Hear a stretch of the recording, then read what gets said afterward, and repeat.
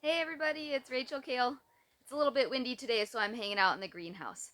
So I wanted to share my top 20 reasons why you should keep some bars of soap around. And I am very thankful and blessed that we have modern soap making because we actually have safe and tested recipes now where you're not guessing like, ooh, did I use too much lye? So it's totally a better way to go these days. And we can add nice scents to them, and they can be luxurious or exfoliating or moisturizing because we have a lot of extra ingredients that we can add in them now versus like the rudimentary ancient bar of soap that was literally just for scrubbing and nothing more. So I'm really excited that we have come a long ways in the soap department. So here's my top 20 reasons why you need to keep a few bars of soap around. Number one, they are beautiful and fun to make versus just liquid soap. Two, they're not just for washing your body or your hands. They are also great for sudsing up. You can just rub it on a sponge and use for washing dishes, and it smells so nice. And I don't mind doing dishes as much when I'm using bar soap versus liquid soap because I feel like it's more of an experience. I actually look forward to it.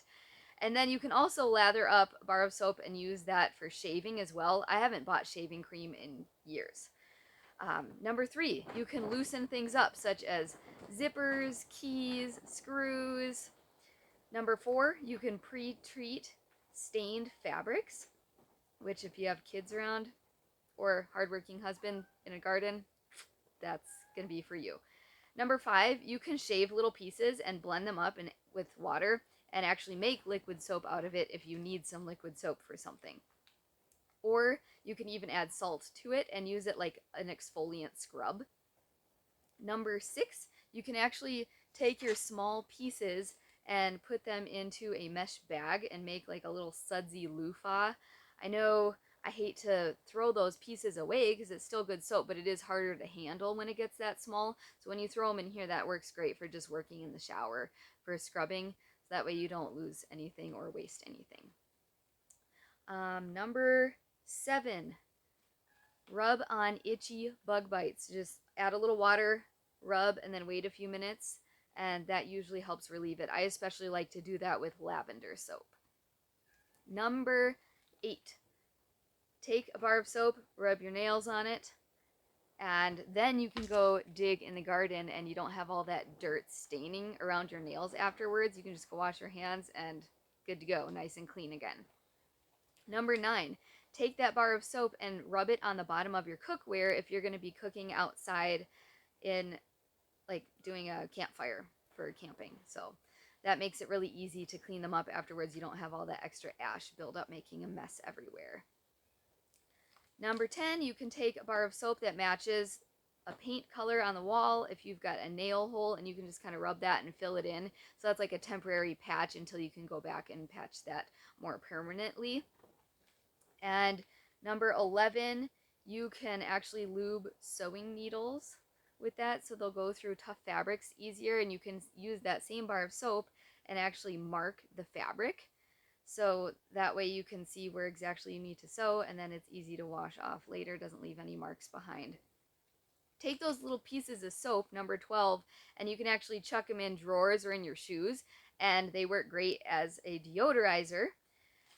And you can suds them up, number 13, and put them on your tires and check for leaks. I know my husband has had to do this multiple times. You can do it for other tubes and pipes as well, but other like liquid soap works for that as well.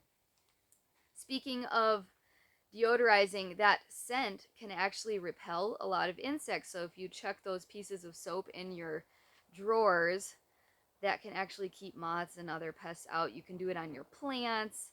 And then particularly for rodents, they seem to like soap. So if you want to keep the rodents out, you'll want to use a fragrance that they don't like, or mint.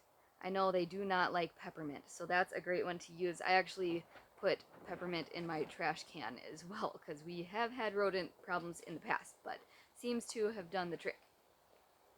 Number 15, If you do a blend of essential oils that insects don't like, such as tea trees, citronella, rosemary, there's a lot. I have like a whole blend that I use in a spray bottle for bug spray, but you can actually just use a bar of soap with those essential oils and tuck it in like your backpack when you go hiking, and that keeps them away. And then if you end up having to go to the bathroom, you've got your soap and some water from your water bottle, and you can wash up right there instead of having to use hand sanitizer.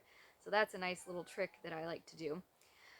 You can rub a bar of soap, like a plain bar of soap, on a mirror or glasses, some kind of a lens, and then buff it off, and that actually helps reduce fog. I haven't really done that much, but I know other people have and say it works great.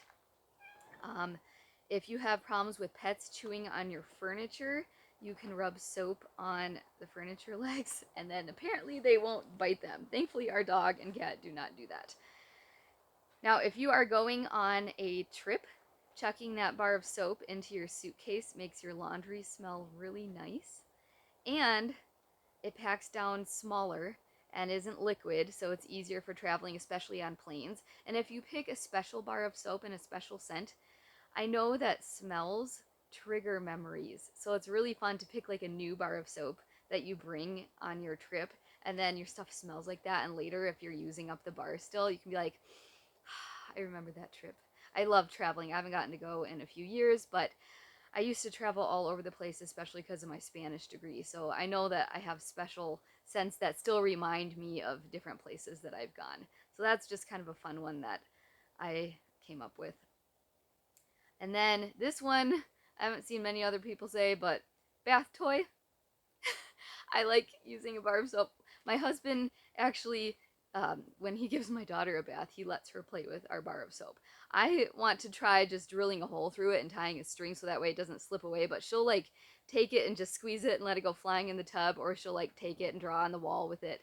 So I feel like having a bar of soap around just for a kid to play with, sure, why not? As long as it doesn't get too much on the floor of the tub and make it slippery, but if they're sitting down with like a bath mat and some water, then it's totally safe.